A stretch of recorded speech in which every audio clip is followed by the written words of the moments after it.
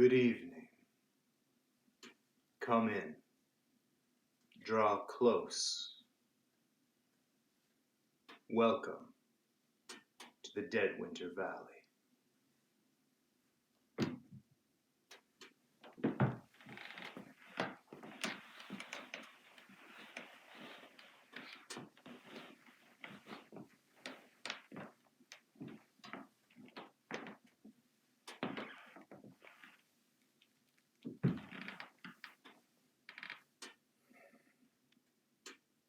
I shunned the face of man. All sound of joy and complacency was torture to me. Solitude was my only consolation. Deep, dark, death-like solitude. Mary Shelley, from Frankenstein, 1818. Solitude, aloneness, isolation. These are likely heavy on the communal consciousness at present. I am at home with solitude, but others may not be quite as comfortable in such a state. Perhaps you long to reach out to the other, to connect with the other, to be with the other. But imagine the one who, rising from a lifetime of isolation, is met with a world in which they are not welcome. The true outsider reaps the despair of solitude.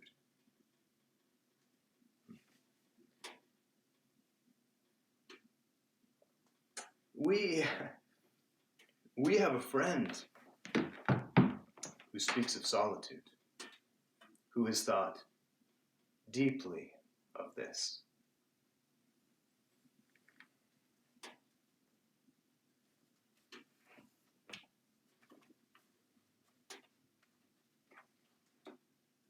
Yes.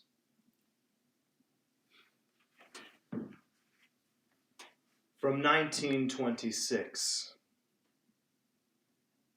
Howard Phillips Lovecraft, The Outsider.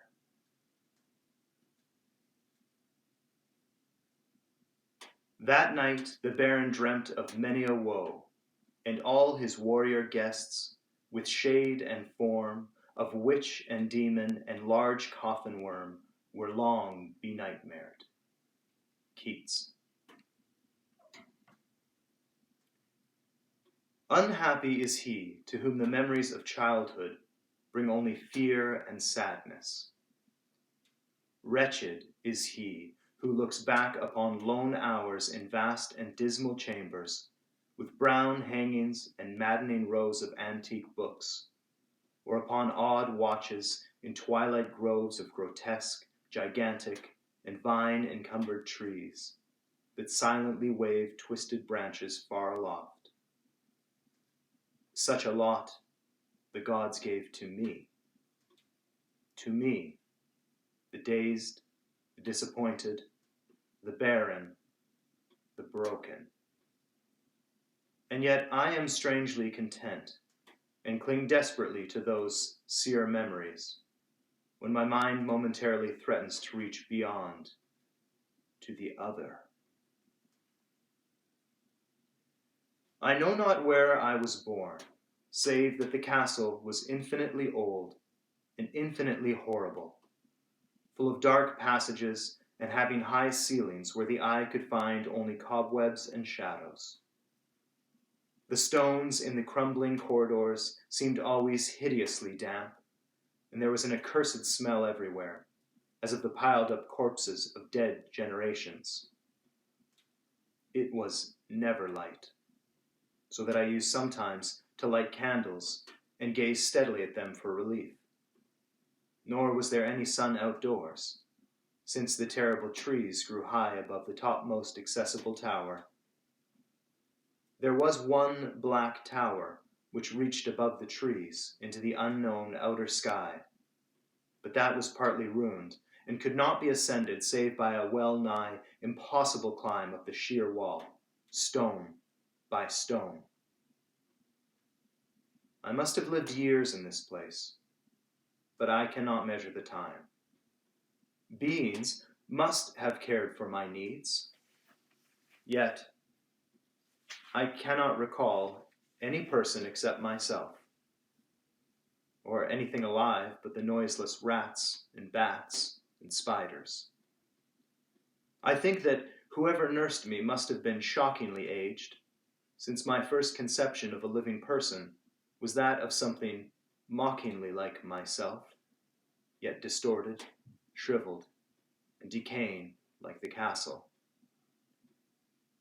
To me, there was nothing grotesque in the bones and skeletons that strewed some of the stone crypts deep down among the foundations. I fantastically associated these things with everyday events, and thought them more natural than the colored pictures of living beings which I found in many of the moldy books. From such books, I learned all that I know. No teacher urged or guided me, and I do not recall hearing any human voice in all those years, not even my own, for although I had read of speech, I had never thought to try to speak aloud. My aspect was a matter equally unthought of, for there were no mirrors in the castle, and I merely regarded myself by instinct, as akin to the youthful figures I saw drawn and painted in the books. I felt conscious of youth because I remembered so little. Outside, across the putrid moat and under the dark mute trees, I would often lie and dream for hours about what I read in the books, and would longingly picture myself amidst gay crowds in the sunny world beyond the endless forests.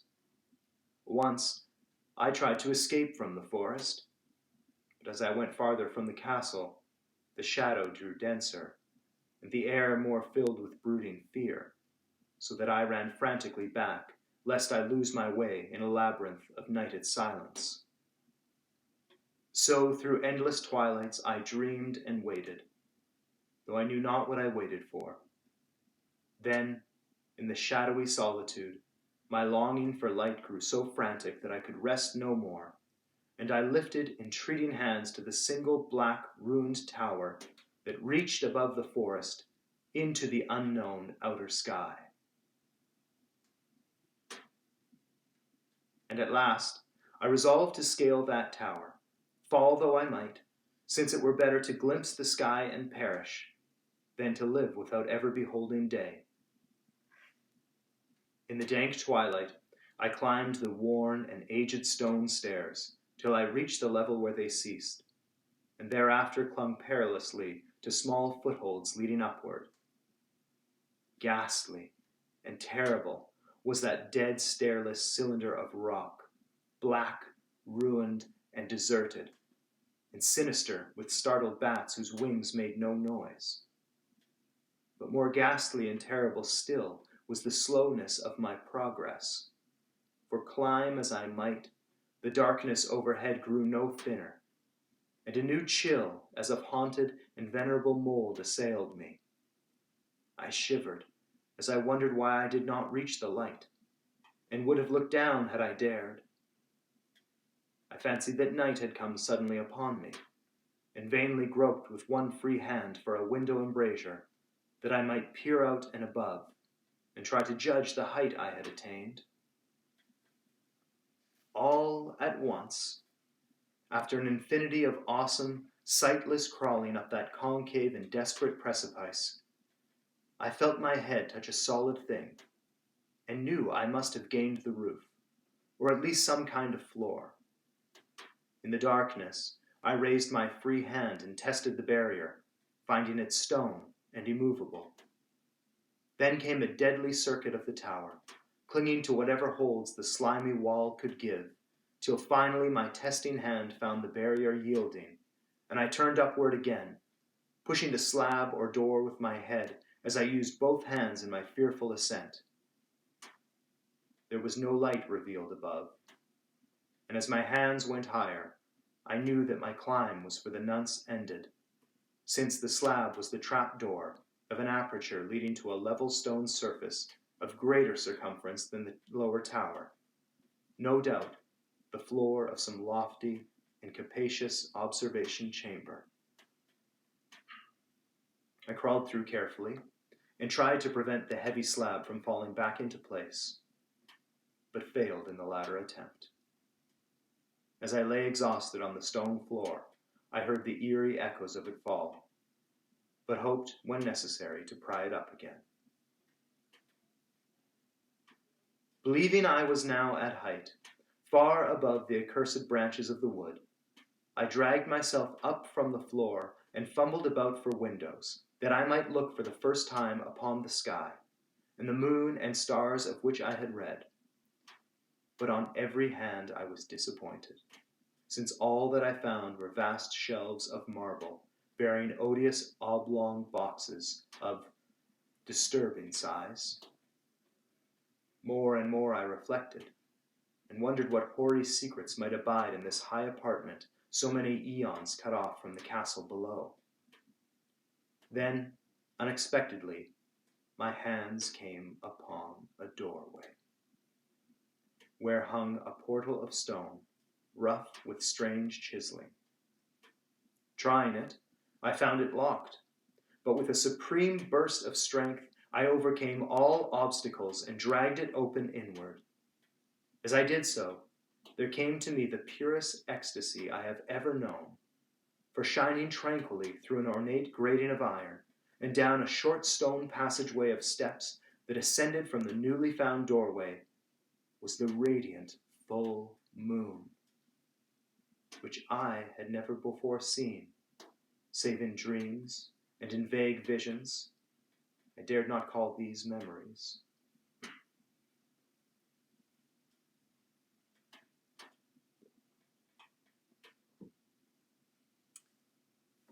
Fancying now that I had attained the very pinnacle of the castle, I commenced to rush up the few steps beyond the door, but the sudden veiling of the moon by a cloud caused me to stumble, and I felt my way more slowly in the dark. It was still very dark when I reached the grating, which I tried carefully and found unlocked, but which I did not open for fear of falling from the amazing height to which I had climbed. Then the moon came out. Most demoniacal of all shocks is that of the abysmally unexpected and grotesquely unbelievable.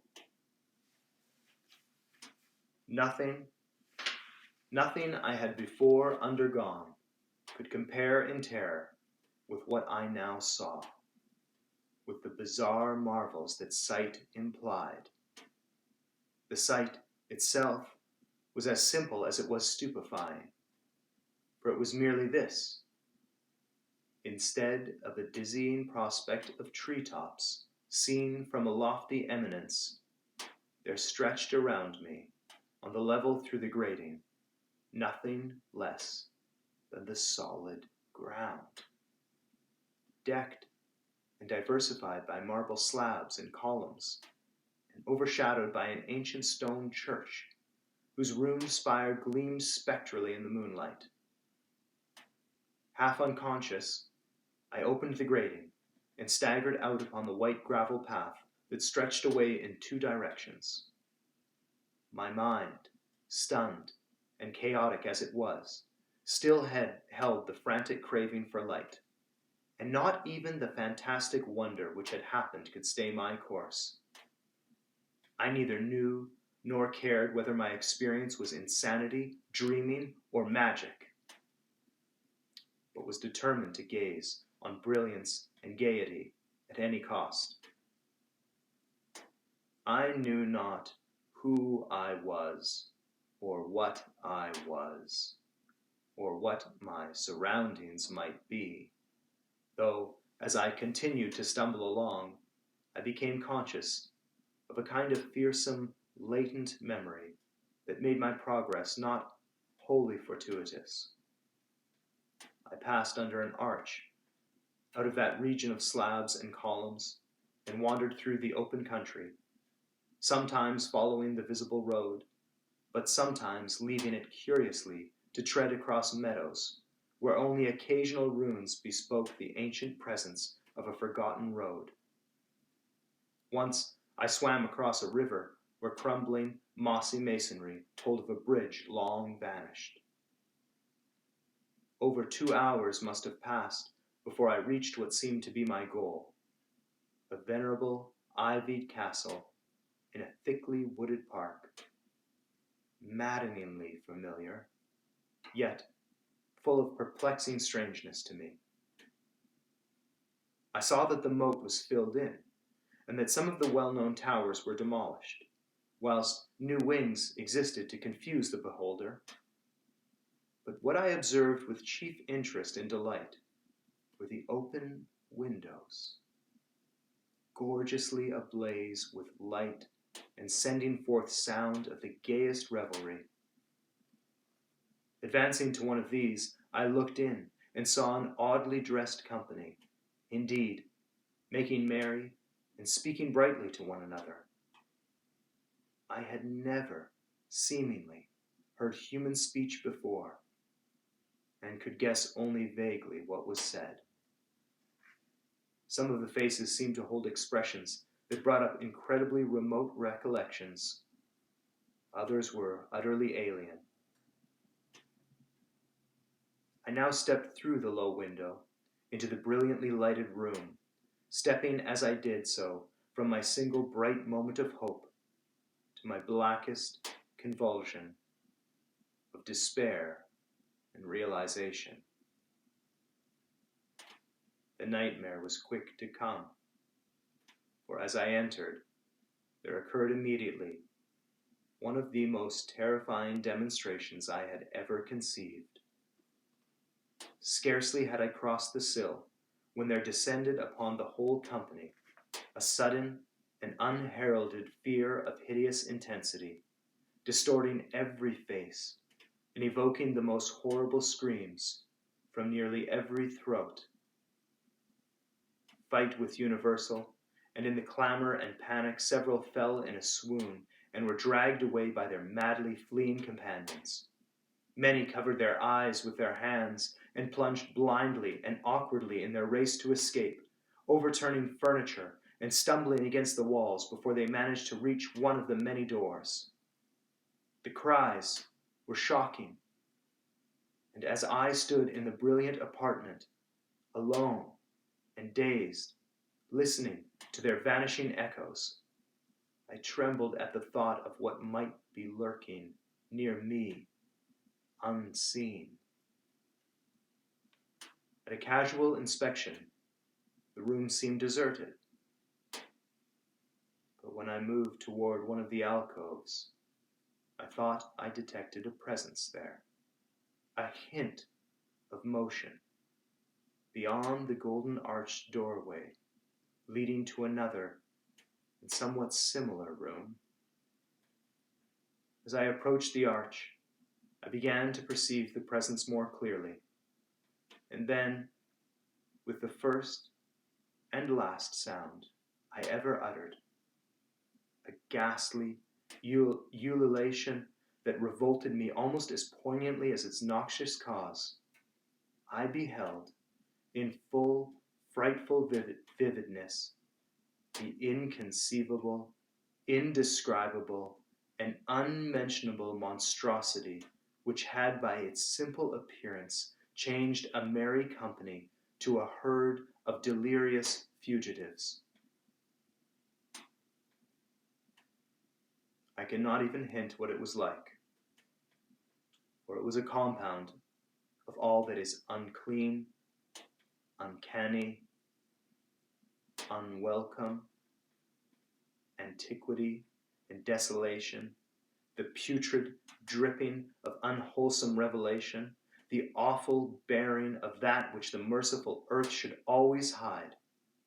God knows it was not of this world, or no longer of this world.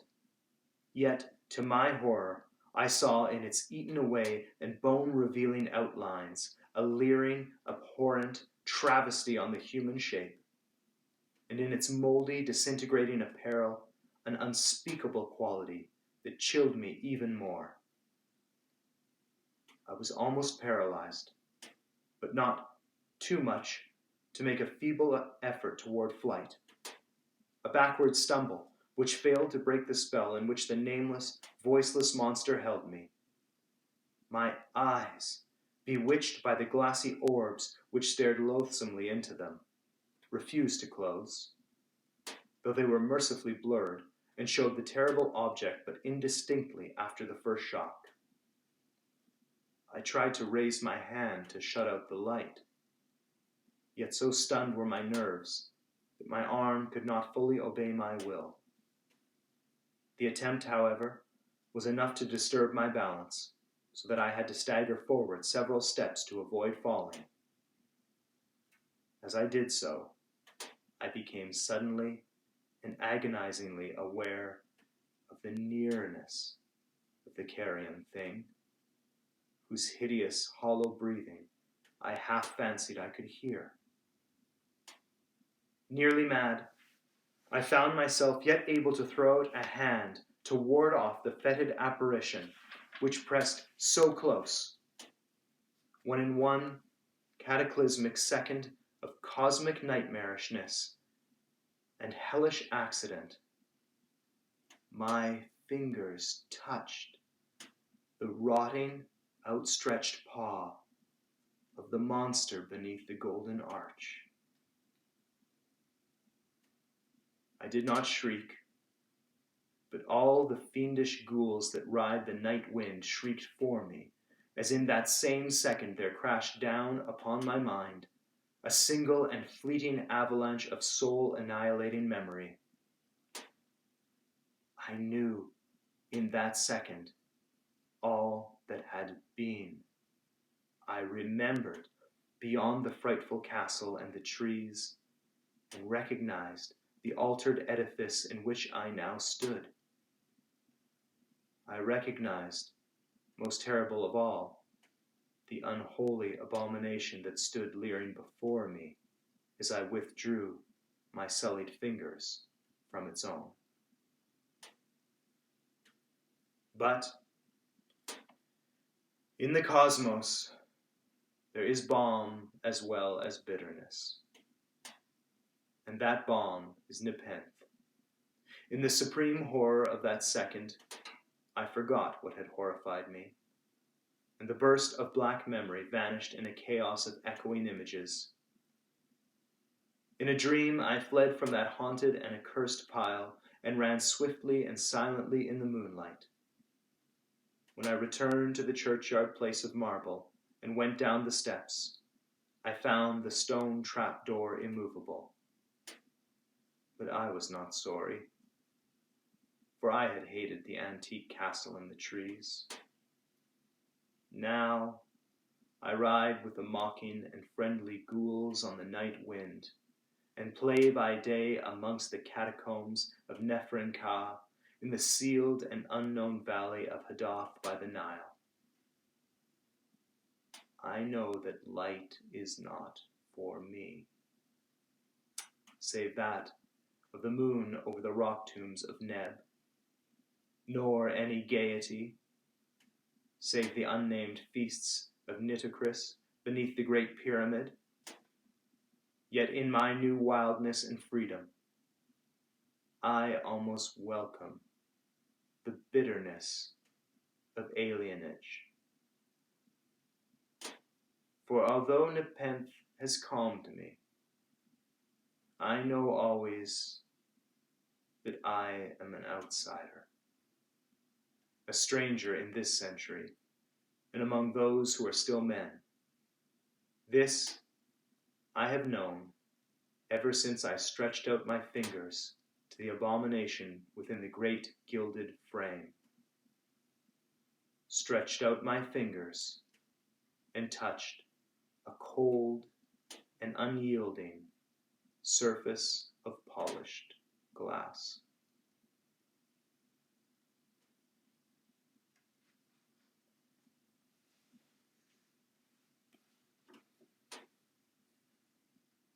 The Outsider by H.P. Lovecraft.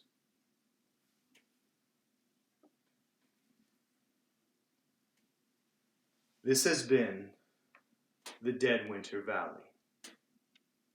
Stay safe, stay home, and good night.